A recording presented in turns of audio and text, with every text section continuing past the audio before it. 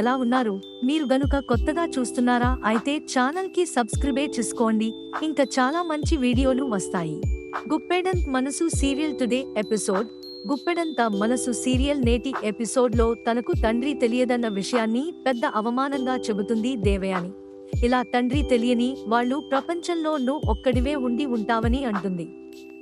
నువ్వు తండ్రి ఎవరో తెలియక పడరాని మాటలు పడుతున్నావు.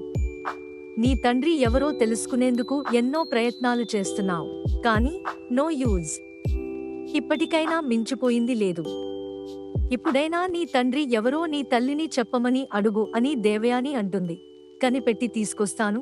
నా మాటలు నీకు కోపం తెప్పించొచ్చు, కానీ నేను అనేది నిజం. నా బాధ, ఆవేదన తగ్గించేందుకే చెబుతున్నాను అని దేవయాని అంటే మను సైలెంట్ గా ఉంటాడు. ఏ సమాధానం చెప్పదా. ఇలాగైతే ఎలా నాన్నా? నువ్వు బతికిన నాళ్ళు ఇలా తండ్రి ఎవరో తెలియకుండా ఉండాల్సిందేనా అని దేవయాని అంటుంది. అవసరం లేదు. మను తండ్రి ఎవరో అనుపమ చెప్పకపోతే నేను ఎవరో కనిపెట్టి తీసుకొస్తాను అని మహేంద్ర అంటాడు. నీకెందుకు మహేంద్ర? అనుపమ చెప్పనప్పుడు నీకెందుకు? వీళ్ల మీద నీకెందుకు కన్సర్న్? మనుపై ఒక్క మాట పడనివ్వవు. కాలేజీలో మను తండ్రి అని చెప్పావు, తర్వాత దత్తత తీసుకునేందుకు ప్రయత్నించావు. అసలు నీ మనసులో ఏముంది? నేను నిన్ను ఒక్కటి అడుగుతాను, చెబుతావా? నేను నిన్ను తిట్టాలని ఇల్లు వదిలిపెట్టి వచ్చావా, లేక అనుపమ ఇక్కడికి వస్తుందని ముందే తెలిసి నాతో గొడవ పడి వచ్చావా అని దేవయాని అంటుంది. అనుపమ ఫైర్, దాంతో వదినాగారు అని కోపంగా అరుస్తాడు మహేంద్ర. వదినా అనే ఒక్క మాట ఆపుతోంది. ప్లీజ్ దీన్ని ఇంతటితో ఆపేసేయండి అని మహేంద్ర అంటాడు. అసలు మీరు ఏం మాట్లాడుతున్నారో మీకు తెలుసా? ప్రేమ, ఫ్రెండ్షిప్ గురించి మీకు ఏం తెలుసు? మా గురించి తెలిస్తే ఇలా మాట్లాడరు అని అనుపమ ఫైర్ అవుతుంది. వావ్ వావ్, సూపర్ అని దేవయాని క్లాప్స్ కొడుతుంది. మిమ్మల్ని అర్థం చేసుకోవాలా? ఏమని అర్థం చేసుకోవాలి చెప్పండి అని రివర్స్గా అడుగుతుంది. నీకు పెళ్లి కాలేదు, కానీ కొడుకు ఉన్నాడు. ఆ కొడుకు తండ్రి ఎవరో చెప్పవు. వేరే వాళ్ల ఇంట్లో ఉంటావు. కన్న కొడుకుని దూరం పెడతావ్ అని అనుపమను. ఇక మీ అమ్మను నలుగురిలో బయట పెట్టవు.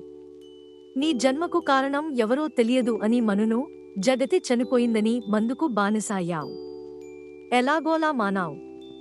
రిషిని తీసుకొస్తానంటావు, కానీ ఏం చేయవు. ఎప్పుడు చూసిన మను, అనుపమ గురించే ఆలోచిస్తుంటావు అని మహేంద్రను అంటుంది దేవయాని. ఇలాంటి వాళ్లను ఏమనుకోవాలి? ఇక నీ గురించి ఏమనుకోవాలో అర్థం కావట్లేదు. రిషి నీకు ప్రాణం. మీది రిషిధారల బంధం అంటావు, కానీ నువ్వు రిషి గురించి పక్కన పెట్టి అనవసర విషయాల్లో తలదూర్చుతున్నావు. ఇలాంటి వాళ్లను ఏమనుకోవాలి అని దేవయాని అంటుంది. వారం రోజుల్లో రిషిని తీసుకొస్తానని వసుధార చెబుతోంది. మను తండ్రిని నేను కనిపెట్టి తీసుకొస్తానని చెప్పాను. ఓకేనా? ఇప్పటివరకు మీరు మాట్లాడింది చాలు. ఇక మీరు బయలుదేరండి అని మహేంద్ర అంటాడు. బయలుదేరుతాం. ఈ ప్రసాదం ఇచ్చి బయలుదేరుతాం అని వసుధారకు బలవంతగా ఇస్తుంది దేవయాని. ఇప్పటివరకు నువ్వు ఆడుకున్నావుగా, నేను ఆడుకుంటాను అని శైలేంద్ర అంటాడు. వారం రోజుల్లో రిషిని తీసుకురాకుంటే కాలేజీ నుంచి వెళ్ళిపోతావా అని వసుధారను అడుగుతాడు శైలేంద్ర. వెళ్ళిపోతాను అని వసుధార అంటుంది. అయితే నువ్వు వెళ్ళిపోవడానికే రెడీగా ఉండు. అసలు వాడు ఉంటే కదా అని శైలేంద్ర అంటాడు. మా మీద అనుమాన పడతావేంటి? దాంతో కోపంతో శైలేంద్ర కాలర్ పట్టుకుంటుంది వసుధార. రిషి సార్ను ఏం చేశావ్ అని అడుగుతుంది వసుధార. ఏయ్, వసుధార ముందు వదులు అని దేవయాని అంటుంది. ఏంటి వసుధార, నీకు పిచ్చి పట్టిందా? ఇలా బిహేవ్ చేస్తున్నావ్ అని కాలర్ నుంచి చేయి తీసేస్తాడు శైలేంద్ర. నువ్వు రిషి సార్ను ఏం చేయనప్పుడు ఎన్నిసార్లు రాడు లేదు అని ఎలా అంటావ్ అని వసుధార అంటుంది. మా మీద అనుమాన పడతావ్ ఏంటి? వాణ్ణి మేము ఏం చేస్తాం? వాడు రావాలని మేము కూడా కోరుకుంటున్నాం అని దేవయాని అంటుంది. లేదు, మీ గురించి నాకు బాగా తెలుసు. జగతి మేడం ఇంటికి వచ్చాక, కానీ ఫంక్షన్ జరుగుతుండగా సడన్ గా చనిపోయారు. అంటే అక్కడ ఏదో జరిగిందని నా అనుమానం అని వసుధార అంటుంది. కొంపదీసి జ్యూస్లో విషం కలిపి మేమే ఇచ్చామని అనుకుంటున్నావా ఏంటి అని శైలేంద్ర నిజం నోరు జారుతాడు. అంతా షాక్ అవుతారు. అలా నేను ఏం అనలేదే. అంటే మీరే అలా చేశారా అని వసుధార అడుగుతుంటే, అలా నేనెందుకు చేస్తాను అని శైలేంద్ర అంటాడు. ఏదో ఆలోచిస్తున్నావ్ రేయ్ శైలేంద్ర, అదే నిజమైతే నీ ప్రాణాలు తీస్తానురా. మీరొచ్చి మంచి పని చేశారు. ఇక నుంచి నేను జగతి చావుకు కారణమేంటో తెలుసుకుంటాను. అప్పుడు చెబుతాను మీ సంగతి. ఇప్పటికీ చాలా అడిగారు, ప్రతిదానికి సమాధానం చెబుతాను. ఇక బయలుదేరండి అని వార్నింగ్ ఇస్తాడు శైలేంద్ర. దాంతో ఇద్దరు వెళ్ళిపోతారు. కట్ చేస్తే ఆ ఇంటి నుంచి వచ్చినప్పటి నుంచి ఏదో ఆలోచిస్తున్నావు. ఏమైంది అని దేవయాని అడుగుతుంది. మనం రచ్చ చేసి వచ్చాం కదా, ఇంతకీ మనం ఓడామా గెలిచామా అని శైలేంద్ర అడుగుతాడు. అదంతా పక్కన పెడితే మనం వాళ్లపై పైచేయి సాధించాం. రిషి లేడని అంటే తను ఉన్నాడని చెప్పింది వసుధార. రిషిని తీసుకురాకుంటే తను వెళ్ళిపోతుంది. అప్పుడు లాభం ఎవరికి?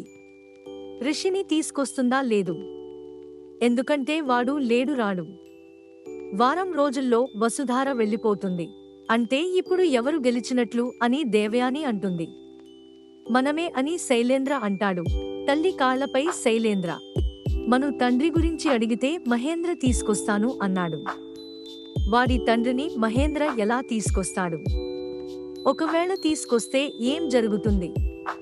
ఆ మనుగాడు వాడి తండ్రిని అయినా చంపేస్తాడు, లేదా వాడి తండ్రిని మనుగాడిని చంపేస్తాడు. అలా అయితే నష్టం జరిగేది మనుకే. ఇందులో గెలుపు ఎవరిది? మహేంద్రను అనుపమ ఎందుకు ఉంటుందని అడిగితే తడబడ్డాడు. కాని స్ట్రైట్ గా సమాధానం చెప్పలేదు. వాళ్ళు అలా ఉన్నారంటే ఏమనుకోవాలో తెలుసా అని దేవయాని వివరిస్తుంది. మనమే గెలిచాం మామ్ అని దేవయాని కాళ్లకు నమస్కరిస్తాడు. నువ్వింత గొప్పదానివని అర్థం చేసుకోలేకపోయాను. నన్ను ఆశీర్వదించు అని దేవయాని అంటుంది. నేను గొప్పదాన్ని కాబట్టే నువ్వు ఫారెన్లో ఉన్నప్పుడు జగతిపైకి రిషిగాడిని ఉసిగొలిపాను, హద్దులు పెట్టి ఆడించాను. ఇప్పుడు వాడు కనిపించకపోయాడు కాబట్టి బతికిపోయాడు. లేకుంటే ఇంకా నా చేతిలో కీలుబొమ్మ అయ్యేవాడు. నువ్వొచ్చి అంతా కోపంగా ఏదేదో చేసా, మైండ్ లేదురా నీకు అని దేవయాని అంటుంది. ఆరుగురి జీవితాలు వాళ్ల ముందు వెర్రివాళ్లలా నిల్చున్నావు. ఇక నుంచి నన్ను ఫాలో అవ్వు. మనకు కావాల్సింది ఫలితం. ఆ ఎండీ పదవిని ఎలా చేజిక్కుంచుకోవాలో ఆలోచించు. పరిస్థితులన్నీ మనకు అనుకూలంగా ఉన్నాయి. ఇప్పుడు నువ్వు నాకు చెప్పకుండా ఏం చేయకు అని వార్నింగ్ ఇస్తుంది దేవయాని. కట్ చేస్తే రిషి ఫోటో పట్టుకుని వసుధార ఏడుస్తుంది. మరోవైపు తండ్రి గురించి మను, దేవయాని అన్నమాటలను తలుచుకుంటూ మహేంద్ర, అనుపమ ఆలోచిస్తుంటారు. ఇలా నలుగురు ఎవరికి వారు మనసులో మాట్లాడుకుంటారు. అంతా రిషి రావాలని కోరుకుంటారు. రిషి వస్తాడు. నా కొడుకు నా దగ్గరికి వస్తాడని అనిపిస్తోంది. నేను మను తండ్రిని కనుక్కోలేకపోయినా రిషి కనుక్కుంటాడు. వాళ్లను ఒక్కటి చేస్తాడు అని మహేంద్ర అనుకుంటాడు. రిషితో ఉన్న మూమెంట్స్ ను గుర్తు చేసుకుంటుంది వసుధార. మీరు జెంటిల్మెను, ఐ లవ్ యూ అని రిషికి ముద్దు పెడుతుంది వసుధార. రిషి రాకపై వసుధార, మహేంద్ర, అనుపమ, మను, శైలేంద్ర, దేవయాని ఆరుగురు జీవితాలు ఆధారపడి ఉన్నట్లు చూపించారు. ఇంతటితో ఎపిసోడ్ ముగుస్తుంది.